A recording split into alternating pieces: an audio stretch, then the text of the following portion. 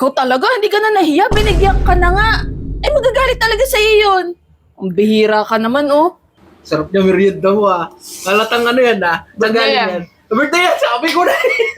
Basta Spaghetti. ganyan. Spaghetti at pancit magkasama. Ganun talaga. Birthday yan yan. Ano lasa? Birthday yan. Masarap. Oo Ayos naman. naman. Tingnan mo. Uy ah. Sabi ko na eh. Basta mga ganito. Sabi ko, uy. Pistahan tuloy birthday yan na to. Burn the lights on low and put some music up the soul is low. Yek! Tawaw! Uy. Tinatawag. Tao. Tawag. Uy! Oh, saglit. Uy! Ano ba yun? Tawag na tawag. Relax ka lang. Ayan. May dala ako, sisig ko. Uy. Luto na asawa ko. Wah. Sa akin na. Kaya nga binigay sa iyo eh. Kaya nasa Ikaw iyo nga. na eh. Bango to ah. Siyempre. Ba? Ay, sa parang quality ng pagkakaluto. Siyempre.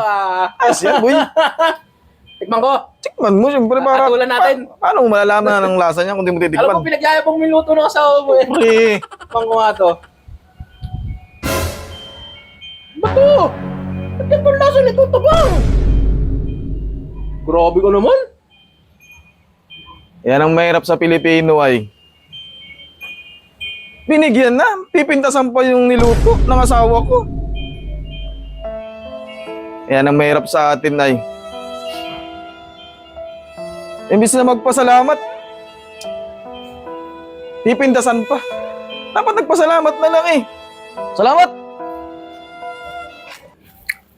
Ano yun? Ha? Bakit nagalit si Kambal? Eh, nagsabi lang naman ako ng totoo. Pinatikim kasi niya sa akin to. Ang sabi ko, Sabi mo? matabang yung luto. Pinulaan mo pa? Eh, bakit?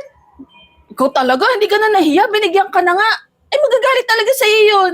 Ang bihira ka naman, oh. Masama ba magsabi ng totoo? Ito naman.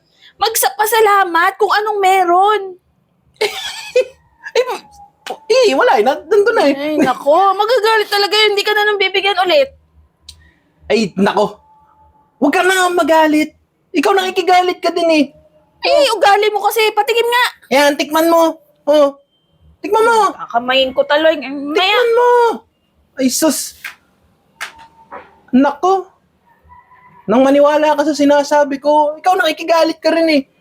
Oh. Ay, ugali mo kasi. Oh. Ano? Sama. Oh. Tabang. Oh, di ba? Sinasabi ko sa'yo, nagsabi lang ako ng katotohanan.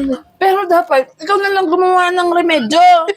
Hindi yung sasabihin mo pa ng gano'n, binigyan ka na, hindi ka na lang makakaulit.